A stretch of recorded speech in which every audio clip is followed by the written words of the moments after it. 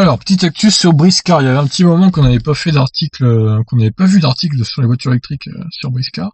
Nouvelle Opel Mokka, les premiers exemplaires seront électriques.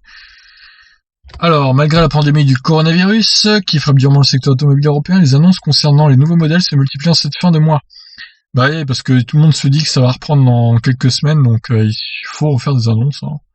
Après les premières indications du début de l'année dernière, Opel communique officiellement sur la seconde génération de son Mokka. À cette occasion, le Blitz confirme que le petit crossover dont la production démarrera au 4e trimestre bénéficiera dès son lancement d'une version 100% électrique qui partagera sa chaîne de traction avec la citadine Corsa E et le cousin Peugeot i2008. Une déclinaison à batterie qui sera d'ailleurs la première à être assemblée avant les versions thermiques. Alors ça, c'est une bonne chose pour le coup, qui passe la version électrique avant le reste.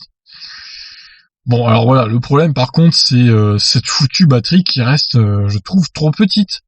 Encore une fois, on aura une autonomie assez limitée de 320 km WLTP. Alors sortir une autonomie comme ça en 2020, je trouve ça un peu faiblard, tout simplement. C'est pas suffisant, quoi. Donc pour moi, il manque au moins 10 kWh. Il faudrait au moins une batterie de 60 kWh totale et 56 utiles. Et ça ferait autour de 400 km de WLTP, comme la Zoé en fait.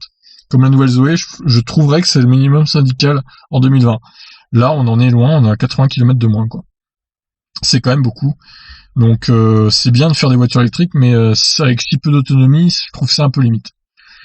Donc poursuivons l'article. Basé sur la plateforme modulaire GM2 du groupe General Motors, alors encore propriétaire de la firme de Russelheim, avant son rachat en 2017 par le français Peugeot Citroën, la première monture cédera sa place à une seconde qui entraînera la plateforme multi-énergie ICMP du groupe PS. Cette nouveauté, qui devrait logiquement être baptisée Mokka E et abandonnera la lettre du X du précédent modèle dispo avec une transmission intégrale, adopterait donc la chaîne de traction de la Corsa électrique.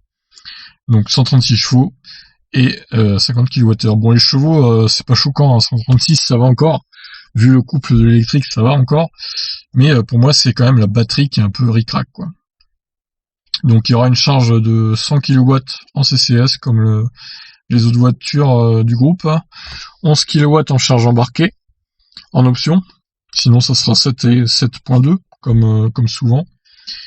Et voilà, donc après le SUV compact de grande landing PHEV à motorisation hybride rechargeable et la citadine Corsa électrique, la Mokka E deviendra début 2021 le troisième véhicule électrifié de la gamme du constructeur allemand.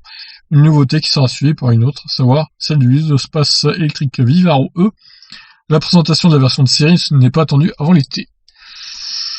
J'espère que le Vivaro il embarquera une autre batterie que ça, hein, parce que si c'est un Ludospace, ça veut dire qu'il y a beaucoup de place, et donc ça veut dire beaucoup de place, ça veut dire des grands voyages, tout simplement.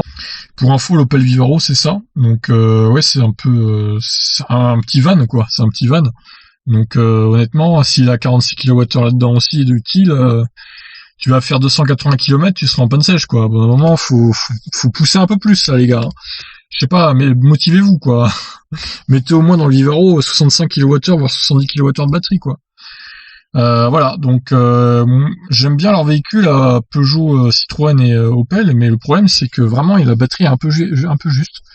Alors pour la Corsa c'est un peu moins dérangeant parce que ce sont des petites voitures, pour la i208 aussi, mais pour les i2008, le Mokka pareil, c'est les plus grosses voitures et du coup moins efficientes, et on perd encore 20 km d'autonomie, quoi, 320 contre 340 voire 350 pour le Peugeot et l'Opel. Donc voilà, c'est un peu juste en 2020. Voilà, à vous de me donner votre point de vue, qu'est-ce que vous en pensez, est-ce que cette voiture vous intéressera ou pas? Je vous laisse réagir.